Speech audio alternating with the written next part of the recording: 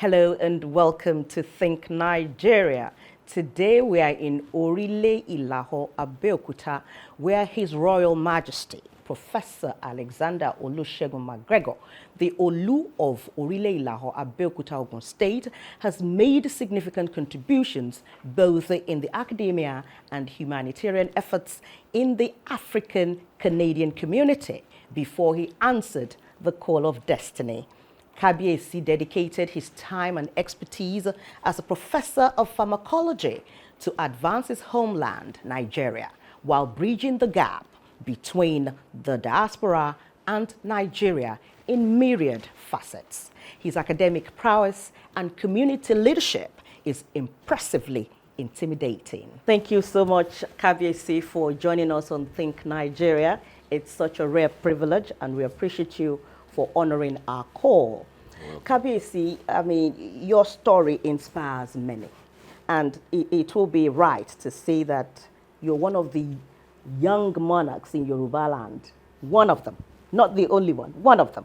And when this responsibility became imminent, how challenging was it to leave your professorial career, and as well as a celebrated Canadian, because we did our research, and to becoming king? How challenging was it? Well, first of all, I'd like to give God thanks for His mercy and His kindness for allowing me to be here to serve my people, albeit as a monarch. Yes, there are challenges in Nigeria, there's no question. When I first decided that this is going to be, a responsive opportunity for me, I was called back to my hometown. I first entered the chieftaincy institution. There was no structure. One of the greatest challenges is lack of structure, where you come into a system which is oral system, the system that hasn't been developed, that you just have to sink or swim. You navigate and learn as you go. As I say, you chew gum and run at the same time. So the difference for me was that because I was already accustomed to teaching people as a professor, I knew how to relate to different kinds of people, different levels of people, adults, young adults, children. So I employed some of those attributes of mine to allow me to first of all, I had to humble myself. Because being a professor, a lot of stuff, especially a professor in Canada, yes. I'm used to dealing with quite a lot of intelligent people who are accustomed to dealing with very, very advanced, difficult things. Yeah. And you come to an environment where all I'm dealing with are very, very basic issues, but complicated issues, most of which do not require complicated solution, but require patience and understanding and reducing yourself to their level so that they can feel you as you're here for them, they're here to serve you, you're here to serve them. And once you win them over in that way, it was easy for me to get through them. My professorial, if you like to put it, yes, attribute. I like that word. Allowed me to teach people things that they thought they understood, which they didn't really understand. I was able to explain things to them, break things down, both cultural issues, both life issues, social issues. I was able to break it down and relate to even older adults who are usually the most difficult ones to deal with because their minds are already formed. Yeah. So you were able to relate to them, also relate to the young adults who, for all intents and purposes, they're the most embittered members of society in Nigeria. They're very angry about many things. So we're able to relate to them and also relate to the children, giving them hope So the children is much easier because all I have to do is give them hope. The youths are a little bit challenging because I have to tell them that there's a silver lining. There's something at the end of that rainbow, Yes. but let's all pursue it. The old adults, I had to, relate to them the way I related to my own father and the way my father had taught me to relate to older adults, because their time is really closer to the end, and you just relate to them in a manner that will allow them to understand that legacy, leaving a good legacy behind, is more important than fighting issues on ground. Now, you understanding the enormity of the responsibility of kingship, how have you been able to adapt to the culture and tradition? It's an extension of the first question. Okay. Well, first of all, I'm the son of the soil. I come from a background of leadership. My grandfather led this entire kingdom from 1916 to 1966. So many years of governance. He handed over, my father took over the kingdom between 1992 and 2011. So being around, two generations of my forebears allowed me to, not necessarily being around, but being close to the information and the way they operated. I've kind of allowed me to know how to relate to people of Ilawo, especially our own people. Now, there's a lot of peculiarity to people. We're not all the same. Even though we think we're all Yoruba, we're all Omodua.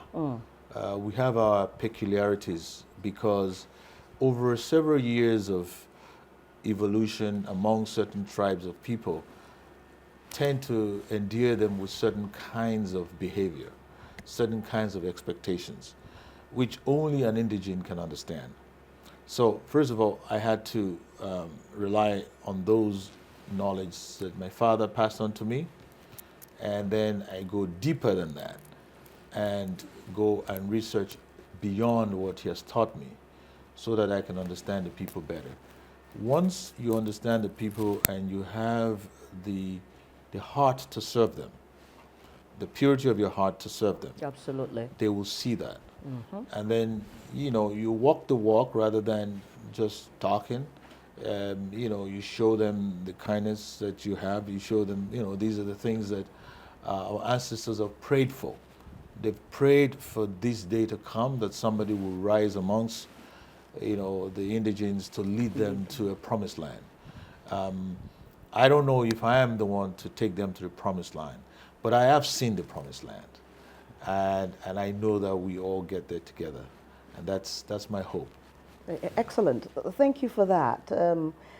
As I said earlier, we can't do this kind of conversation. We can have this kind of conversation without us doing a little bit of research.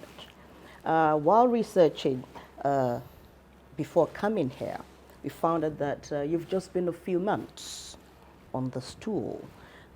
Can you, for the purpose of our viewers, tell us some of the achievements and innovations that you've brought to bear? And also for the 1-year anniversary, is there anything to look forward to? Okay, thank you so much. It's although I've been on the stool for almost a year now, it seemed like it's just only been about 2 months, by the way, because it's been extremely busy. Naturally, because I came from a very executive background, I ran organizations that are publicly listed. I am familiar with dealing with large corporations. Believe it or not, running a kingdom is like running a large corporation. There is no difference except that you have to factor in things that I refer to as a human factor, a Nigerian human factor, which is enshrined in the culture of the people.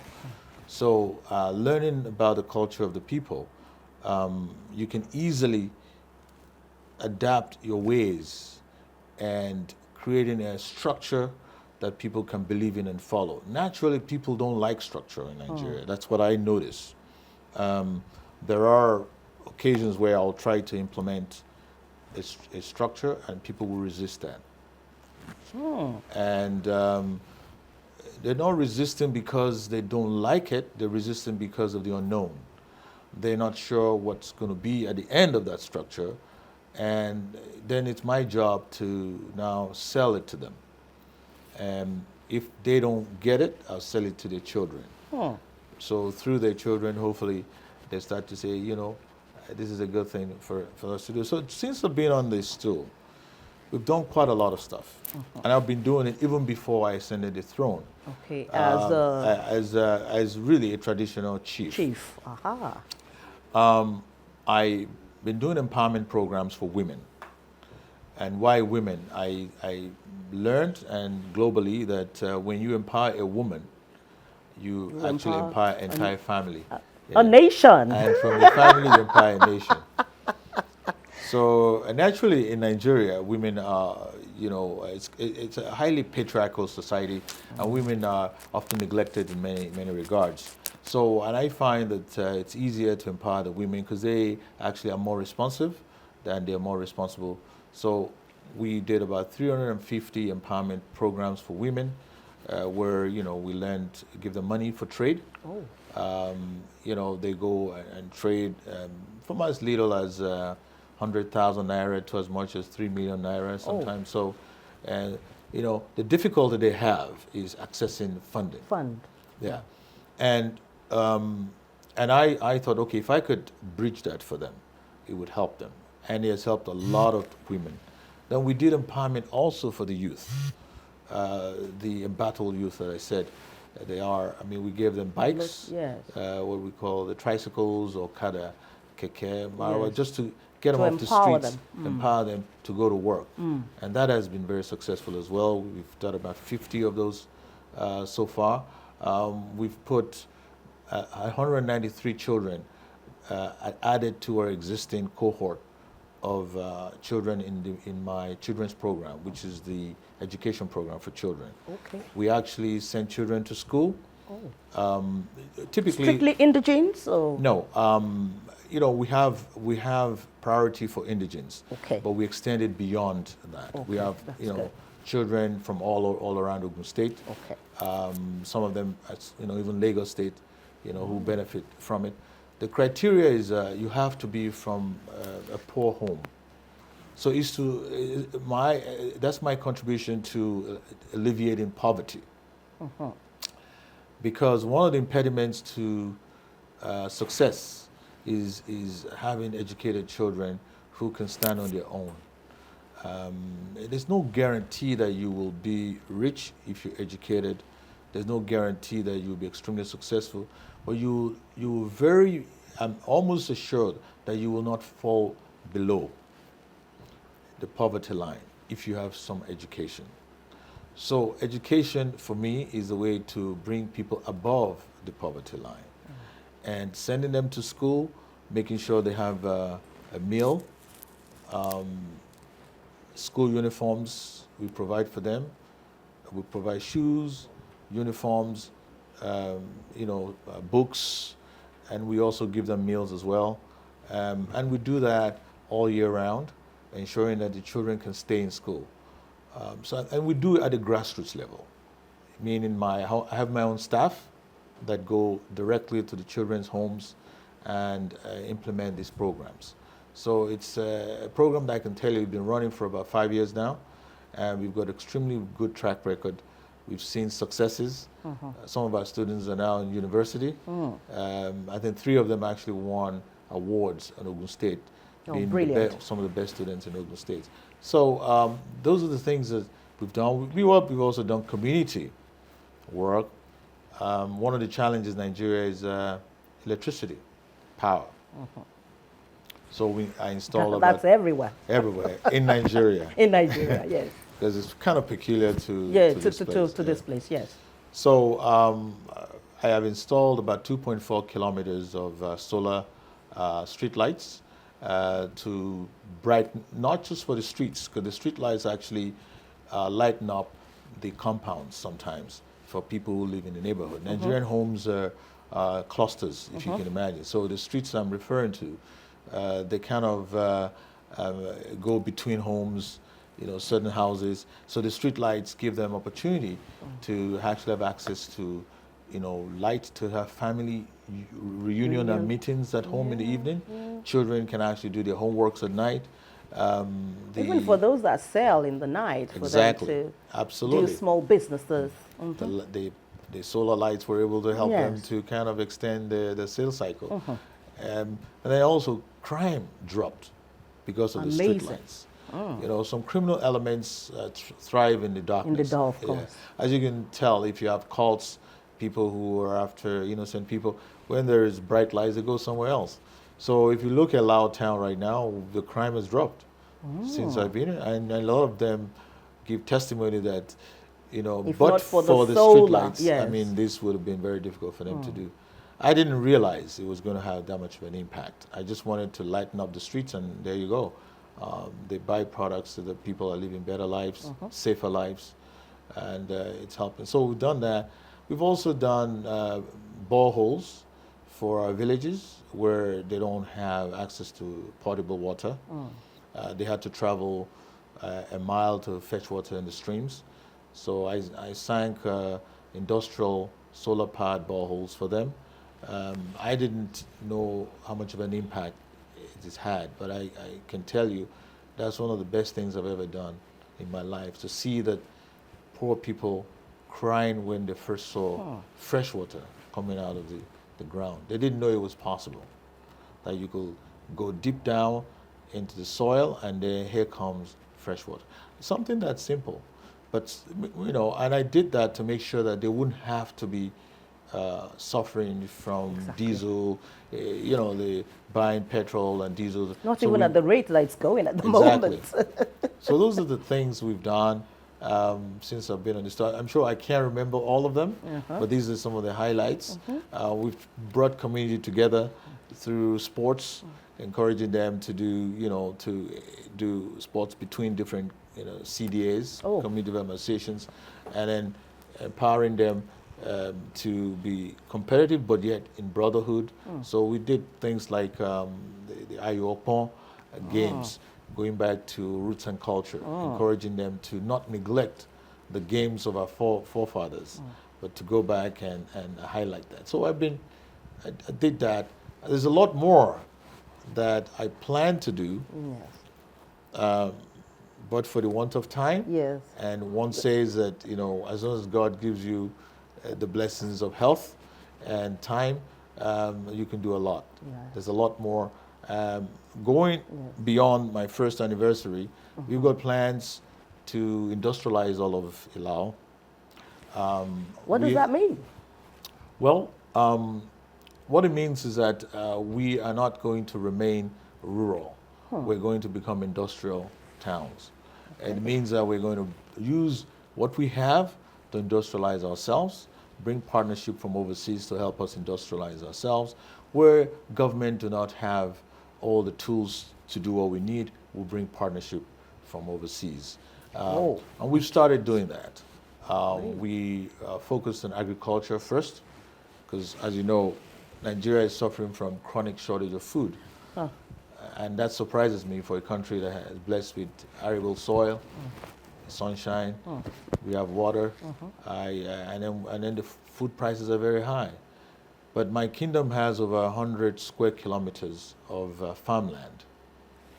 And it's incredible. That's part of the things I did when I ascended the throne. I mapped my entire territory, and I knew exactly what we have and what we don't have. Now, knowing what we don't have, I know what to bring to bear to support us. So we're going to be going full-blown on agricultural projects. In fact, we want to be cassava capital, if you like, of Ogun State, by extension of Nigeria. We're bringing mechanized farming for the people. We registered about 2,500 farmers already, who, because of my initiative, everybody's come out to say, yes, we want to return to the farm. Tabiasi, I think my side hustle is going to be agriculture. Yes. It's actually surprisingly enough, in other nations, farmers are considered very wealthy. They're actually, if you say you're a farmer in North America, you're seen like an oil magnate because farming is, Very lucrative. Very lucrative. Yes. In Nigerian context, a farmer is looked down as a poor person. But that is about to change because we've seen that food has become very expensive. Nobody could do without food. Yeah. So if you become a farmer and a farming magnate, you will be surprised. Forget about oil blocks now. It's going to be farm blocks. That's what we're going to nice be talking one. about. I like that. And that's where the future is for Nigeria. And I think if we focus on that, we'll solve food insecurity problems. Yes. And then we'll also have enough food to send overseas, export food, which can help us also solve our foreign currency dilemma that we're facing now, where the Naira is taking a beating every day. So that's one of the things I want to focus on, bring farming, not just ordinary farming for food, but farming for different commodities that have export potential. Ethnobotanical plants that are growing in Nigeria that we're not even aware that they're here, that people are desiring every day from all around the world. We have them here.